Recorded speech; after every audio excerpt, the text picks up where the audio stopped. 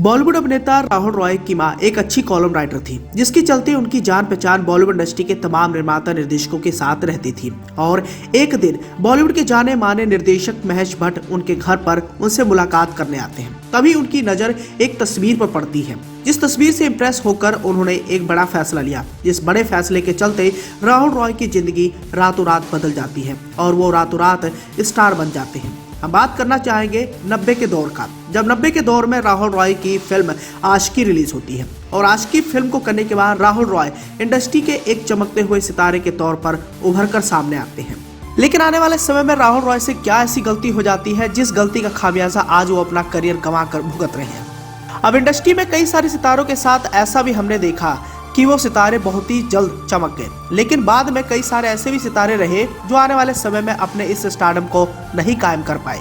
अपनी पहली फिल्म आशिकी से तहलका मचाने वाले राहुल रॉय आने वाले समय में मायानगरी से इस तरह गायब हो गए कि आज उनका नामो निशान तक नहीं है। आज राहुल रॉय इंडस्ट्री से दूर रहकर भोजपुरी इंडस्ट्री की कई सारी फिल्मों का हिस्सा बन रहे हैं। लेकिन एक ऐसा भी मौका था जब आशिकी फिल्म को करने के बाद राहुल रॉय के पास हॉलीवुड तक के ऑफर आ गए थे।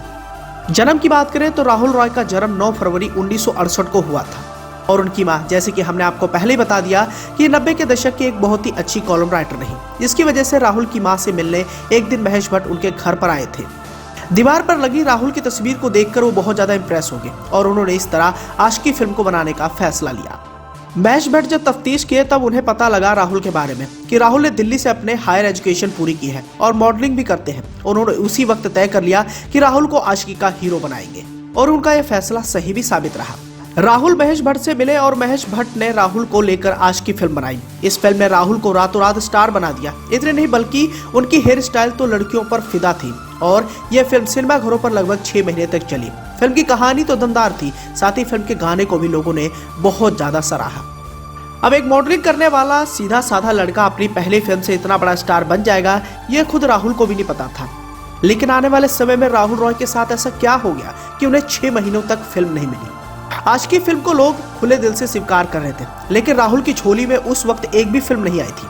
बताया तो ये भी गया कि उस वक्त राहुल करीब 8 महीनों तक बिना किसी काम के थे, लेकिन जब उन्हें काम मिला तो उनके पास एक साथ करीब 60 फिल्मों के ऑफर आ गए। ये राहुल की जिंदगी का सबसे अहम पड़ाव था कि करीब 8 महीनों तक बिना काम के रहने वाले राहुल रॉय के पास एकदम से 60 फिल्मों का ऑफर आ गया था और राहुल रॉय ने अपनी सूझबूझ दिखाते हुए बाकी फिल्मों को मना करके 47 फिल्मों को साइन कर लिया। और उन्होंने एक साथ इतनी फिल्में साइन इसलिए की कि उन्हें इस बात का डर था कि कहीं दोबारा उन्हें खाली हाथ ना बैठना पड़ जाए।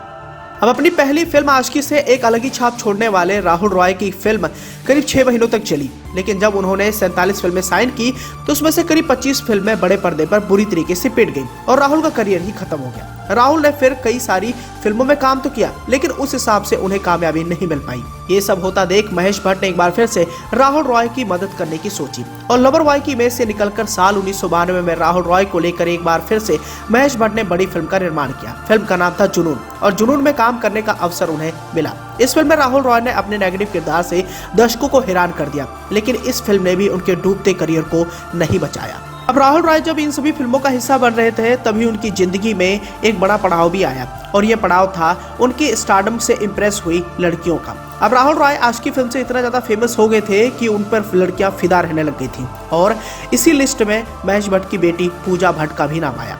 राहुल रॉय की लव लाइफ भी विवादों भरी रही और सबसे पहले उनके अफेयर के किस्से महेश भट्ट की बेटी पूजा भट्ट के साथ जुड़े, लेकिन दोनों ने कभी भी अपने रिश्ते को खुलकर स्वीकारा नहीं।